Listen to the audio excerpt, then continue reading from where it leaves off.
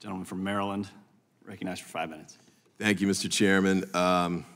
Yeah, I'm a little surprised by the Sopranos comment.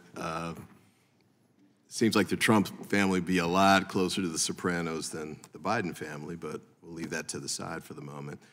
I agree with Congressman Van Dyke with respect to Section 702. And I would also note that not only does it go to the heart of protecting the country, as we heard from the testimony here from Chairman Wray, and I believe from the Attorney General not that long ago, and I heard it in Homeland Security as well. What's interesting, though, is that there's bipartisan legislation pending to address 702, which expires, I believe, at the end of December, and we haven't had a hearing on it.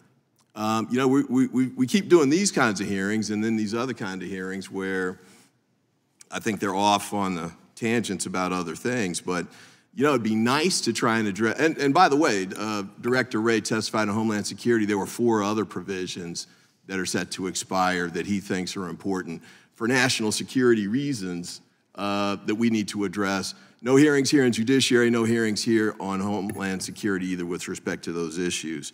So I hope, since I assume all of us are interested in national security, especially of that nature, you know, we can get around to having a hearing on that. Maybe we can squeeze it in between one of these production hearings that we keep having. And, you know, with respect to the legislative purpose issue, you know, we've got pending legislation for 702. I don't know that I've seen any legislation that's come out of the 11 months of hearings we've been having on these kinds of issues.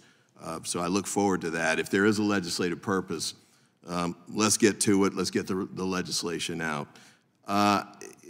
One other comment, too. You know, I worked on the Senate Whitewater hearings, and when I first got there, the Democrats were in the majority. After that election that came up in '94, I was on the minority staff. But no matter which side I was on, the 2 staffs worked together to deal with these kinds of document productions. Matter of fact, before these subpoenas went out, the minority staff, whichever was a Democrat or Republican, depending on the time, had a chance to review it and raise concerns or questions about it. So I think the subpoena I mentioned earlier, I think we certainly would have raised concerns about that before it was sent out because, as I said, it was tremendously overbroad.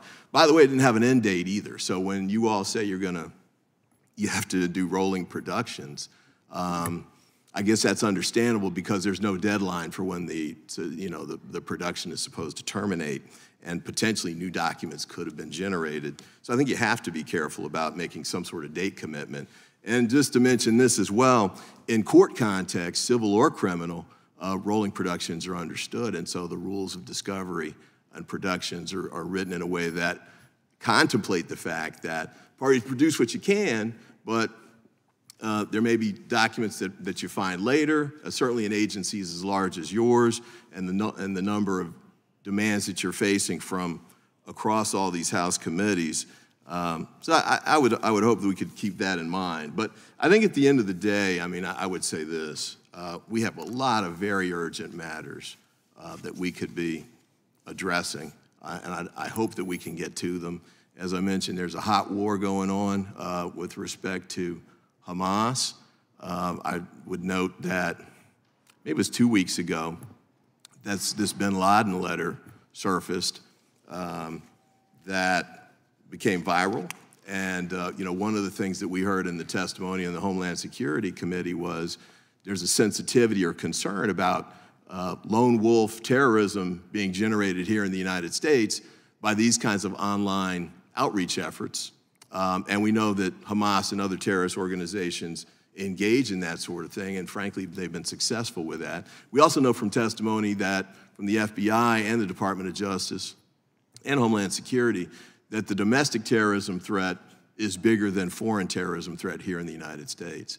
So it'd be good if we allowed agencies that are trying to address these kinds of things. At CISA, at Homeland Security, I think your agency GAC has some oversight with respect to this on the foreign side. But these are important times to allow you to do that work. And tying your hands at a time when I think, well, actually, I don't have to say I think, the FBI director testified that there's heightened risk of that kind of terrorism taking place seems like a bad idea to me and puts the American people at risk. So I would hope that we can get to the point where we're addressing those kinds of critical issues that have that kind of deadline and do some of that work here in the committee. And with that, I yield back.